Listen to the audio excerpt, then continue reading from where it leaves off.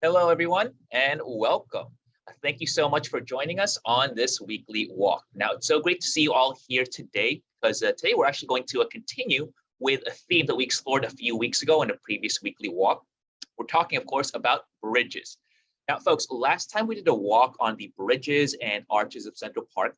We actually went around the formal areas of the southern end, and we also take a look at some of the famous spans like Gapstow Bridge and some other not so famous ones like Pine Bank Arch. Now, on this week's program, I want to take us to the far opposite end of the park, so places like the North Woods and the Great Hill. And I want to highlight the more naturalistic and rustic spans that can be found right here in the upper park. But of course, before we get started, let's go ahead and go over the Zoom controls. Now, all participants are muted, but you can use the chat feature to say hello and comment.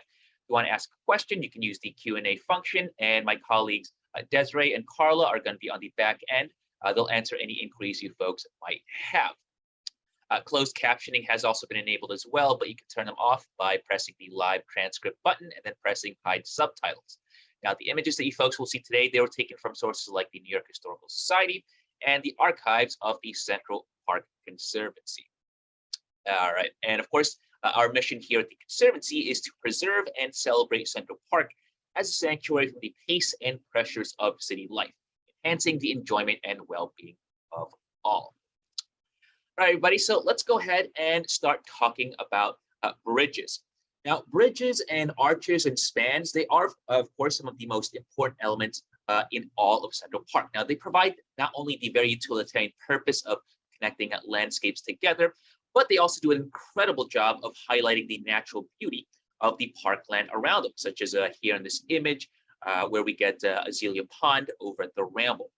Now, on its own, Azalea Pond is incredibly picturesque, especially right around this time of the year when all the leaves start turning into a bright golden red, yellow, gold, whatever else. But without the addition of this rustic wooden bridge, I think it just makes it a little bit more magical without overwhelming it too much. And that, I think, really was part of the genius behind the design of Central Park. Every little detail matters. Now, as we've seen as we explored the South End bridges last time, many of the most beautiful archways were actually designed by the lead architect, Calvert Fox, and his assistant, Jacob Ray Mold. Now, they've had some of the most lasting impact on the look of the modern park, and it really would be, I think, quite hard to envision the landscape today without all of their hard work. All right, so let's go ahead and begin, as we always do, with our handy dandy map.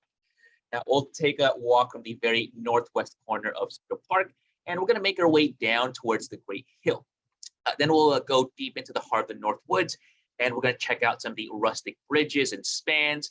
Then we'll end things off over at Glen Span Arch, just east of the pool over at West 100th Street.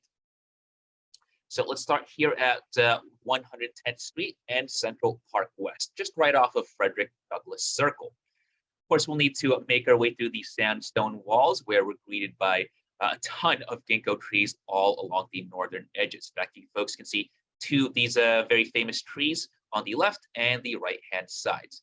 Now, the first stop on our walk actually isn't too far away from this entrance.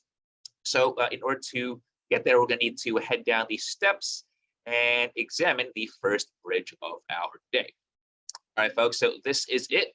Up ahead, this is what's called the 110th Street Bridge, which carries visitors from the main gates and takes them directly towards West Drive. The bridge is one of the main entryways into the park from the northwest, so you'll often see folks like runners, cyclists, joggers, whatever else, coming through here from nearby neighborhoods such as Morningside Heights, the Upper West Side, and Harlem. It was constructed back in the 1890s, part of the third wave of bridge building during the park's early history. Now, this bridge has also been called Mount Cliff Arch throughout its history, although it's pretty rare nowadays for folks to actually call it that. But you'll still encounter that name in old maps and travel guides and whatnot.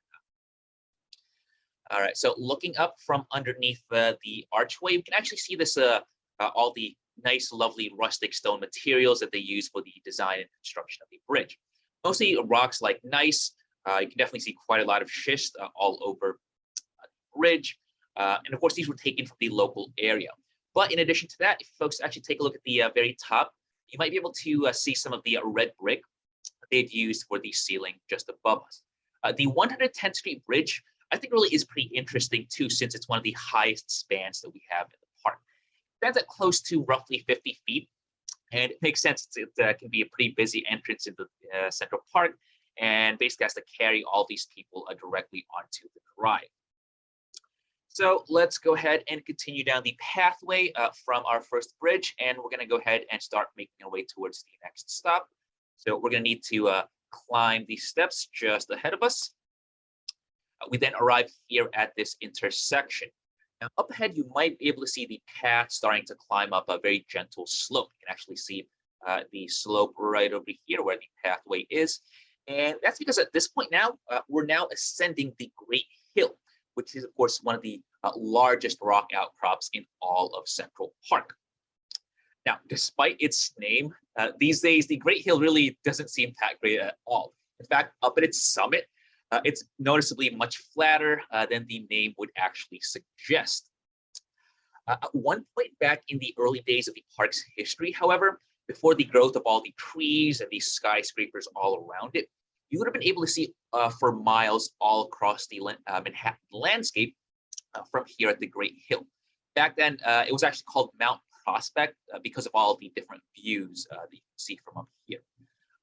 It also was used as an encampment site by Hessian troops during the Revolutionary War, since it basically provided them with a clear line of sight.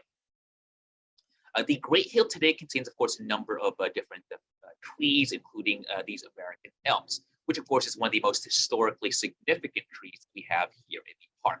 We're also adding up new plantings to supplement some of the older ones found across the landscape, including the two new trees, these American elms, just in front of us. Now, just in time for October, we can now start to see a glimpse of the changes in the seasons ahead. These elm leaves, for instance, they are now starting to display some of that fantastic golden autumn foliage that we're so well known for here in the state of New York. Well, right now it's still pretty early on in the season. If you actually walk around the park within, say, maybe the next few days or perhaps maybe the next few weeks, these changes really will start to get more and more noticeable, especially on certain trees and branches and things like that. And of course, by the end of October into early November, much of the park really should start to look very, very, very gold. So we're waiting for that nice, lovely autumn foliage coming up. Okay, folks, let's go ahead and move on with our walk. And we're going to make a left turn here at this intersection, and we're going to continue making our way towards the next stop on our walk. And so from the Great Hill, we're going to explore the North Woods for a little bit more and see what else the park has to offer us. But for now, at this point, before we go ahead and continue, let's go ahead and pause real quick and conduct our poll of the day. So let me go ahead and launch this poll right now. All right. So today, since we are currently right at the cusp of the changing of the seasons, and you can really start to notice the colder weather and even some of the foliage colors. Today, I actually want to ask you folks a very simple question this week. So which of the 4 seasons do you like the most in Central Park?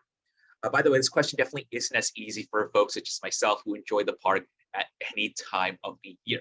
Yes, even during the winter time, you can find some really fantastic and amazing scenes right here in America's, park. So if I had to choose, however, I might go with summer or fall. Basically, this time of the year is, I think, perfect for me. All right, folks, so let's go ahead and share these results and see what y'all have voted. And unsurprisingly, it looks like a spring comes out on top, as most of you have kind of voted. Fall is number 2, but very unsurprisingly for me, I thought that more folks would actually choose summer as well. But I guess some folks are, prefer fall and spring just a little tiny bit more, which I think is fantastic. All right, folks, so let's go ahead and continue on with our walk. And so from here, let's go ahead and cross the main drive. Officially now, we're making our way into the boundaries of the North Woods. Now, as you know from the many walks that we've done here. In fact, just last week, Ryan just did a birding weekly walk here. The Northwoods is, of course, one of the three main woodlands of Central Park, designed to look just like the Catskills or perhaps maybe the Adirondack Mountains, with the intent of bringing nature into the everyday lives of urbanites. Even though it might not seem like this would be the place to search for pretty ornamental bridges and arches, it actually contains quite a few. So let's go ahead and explore some of these right now. Along the way, we're going to see quite a lot of lovely plants, many of which are actually quite native. So this one, for instance, this is what's called a white snake root. It's actually a pretty common weed, and it grows all over the Northeast. Usually fall is when most folks notice this particular type of plant, since this is the time that their flowers really start to bloom. Now, as a native wildflower, the white snake root attracts a lot of important pollinators like bees and other insects. Now, just be careful not to eat these, though, since they are actually pretty toxic to humans, dogs, and other animals if they're ingested. But from afar, they're definitely kind of nice to look at. All right, so we're moving on through the pathways of the Northwoods now. And at this point, we now come to one of the many hidden waterfalls in the woods. Now, we've definitely seen this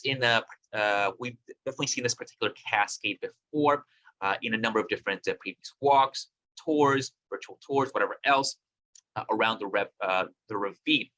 And this, of course, carries what's called the loch, which is the waterway that originates from the pool along West 100th Street.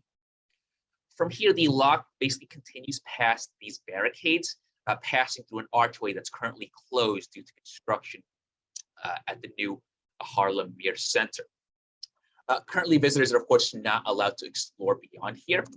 But if we were to make our way through the barricades, we'd come to one of the most fascinating bridges, I think, here in the North End. Now, more so than the formal spans and archways of the southern end that we saw just a few weeks ago, Huddlestone Arch really showcases the park's natural wonders. So all these stones that we're looking at right now, these were actually taken from around the local area. So you'll find things like Manhattan schist, Fordham gneiss, they're all represented here in this archway. Another thing that really kind of makes this particular archway kind of stand out is that all the rocks, the boulders that we're looking at here, these are not actually held together with any sort of mortar, only gravity. In fact, just take a close look at the large boulder on the right-hand side. I think it's really astounding that they were able to create such a beautiful bridge and make it blend so seamlessly in with its environment. All right, folks, so let's go ahead and continue with the walk through the Northwoods landscape. Now, I always appreciate the quiet moments just before the summer season transitions into fall and the woods become a little less green and a little bit more autumn-like. Again, just to give it a few more weeks and we'll be deep into fall foliage. Now, as you wander around the woods, we now come to this rustic wooden bridge built by the Central Park Conservancy. You can really find these lovely wooden masterpieces here as well as the ramble, and they really add a nice bucolic touch to the forest. Now, as we've learned before, rustic bridges, benches, and shelters actually have been a part of the park's architectural tradition since the very beginning. Fox and Olmsted themselves actually hired some of the finest carpenters from around the planet to add these wooden structures all over Central Park. And some of these, of course, have been rebuilt by the Conservancy just in the last few years. These days, our carpenters, they use something called black locust wood, which is sourced from around the park to create these lovely pieces of architecture. Now, as we pointed out a few times before on these rustic bridges, you actually see like how the wood is arranged in such a way that it kind of looks like the outline of an actual tree with all of its different branches spreading about, which I think is really, really fascinating. All right, so after crossing this rustic bridge, we're going to go ahead and keep following the pathways through the North Woods. Now, if you wander far enough south, we'll hit one of the lesser known, but arguably one of the most underrated bridges in all of Central Park. This is Springbanks Arch. Springbanks Arch basically borders North Meadow and acts like as a segue or as a gateway from that particular area into the woods. It was built back in the 1860s with detailing by Jacob Ray Mould. Now, supposedly, the design of Springbank's arch was inspired by those found in London's region, in London. So here in this image from the mid-1860s, from 1865, you can see the drive directly above it, as well as the people standing on top. Way off in the distance, you might be able to even see some of the former buildings that used to stand here in the park. In this case, this building right here, this is actually the former convent building where the mount is located today.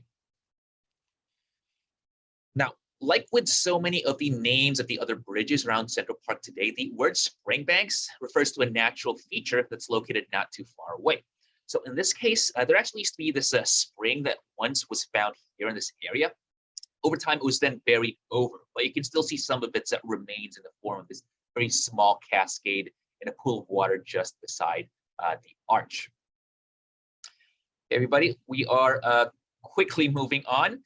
And instead of actually exiting the North Woods and continuing south, what we're going to do is we're going to turn back around and we're going to retrace our steps for just a little bit more. Now, as we can see on our map, we're now about to check out the very last stop on our walk, and we're going to conclude with the last of the North Woods bridges. Of course, as we walk towards the next bridge, we're going to encounter things like this dead tree trunk scattered around the forest floor. Now, while it may look very unsightly, dead logs such as these actually recycle nutrients back into the forest, while at the same time protecting the soil from any erosion. They also provide quite a bit of home for little tiny creatures like insects, birds, and small mammals like chipmunks as well. Now, just up ahead, you can see that we finally reached the last major bridge anchoring the entrances into the woods. This one is called Glen Span Arch. Now, Glen Span Arch carries joggers and cyclists above, while directly below, it serves as a gateway for pedestrians into the forest. It looks very, very imposing with its height, but its use of the rustic stone, I think, allows it to blend seamlessly in with the surrounding environment. And walking underneath, you can really get a sense of the rustic quality of this bridge. You can definitely see the rough cut schist blocks over on the left-hand side. These, of course, anchor it firmly onto the ground. While on the right-hand side, it's kind of hard to tell, but you might be able to also see this lovely little grotto built right into the wall where the water can basically pass right on through. Now, Central Park's spans contain lovely little details like these, even here in the North Woods where the bridges tend to be a bit more rustic. Believe it or not, however, Glen Span Arch actually used to look a little bit more different. Initially, its upper sections were actually made out of rustic wood. So you can actually see it right here in this image from the 1870s. However, it rotted out fairly quickly because it was made out of wood, and it was then replaced it was basically replaced in 1885 with the current stonework that we now see here in the bridge today. All right, and as we've seen with the other bridges of the North Woods, they're often accompanied by a nice little waterfall nearby. In this case, we get the flowing waters of the pool, creating the lovely cascade, making its way down through the archway. All right, folks, so we're going to go ahead and end things off right here where we get this nice, lovely, and very picturesque scenery. As we've seen on our walk today, the north end of the park really is quite famous for its natural features, including hills, streams, and woods, and things like that. But, of course, it also contains quite a few bridges and arches that allow folks to explore the landscape. And these, as we've seen, really are quite different compared to those that we find in the south end, giving them a very unique character overall. All righty, everybody. So that is it for me. Now, don't forget to join us on some of our guided walks through Central Park if you can. Tomorrow, we do have a Belvedere Beautiful View tour where we'll get to explore Vista Rock and the area around Belvedere Castle. We still have a few tickets available online. You can check out the chat for the link. But again, thank you so much for joining us on this weekly walk. Now, check us out on Facebook, Instagram, Twitter, and YouTube. Don't forget to check us out. Our handle is @Central Park NYC. Now, we're going to go ahead and leave the room open for any last final questions. But otherwise, from all of us here at the Central Park Conservancy, stay safe and be well. Have a good day, folks.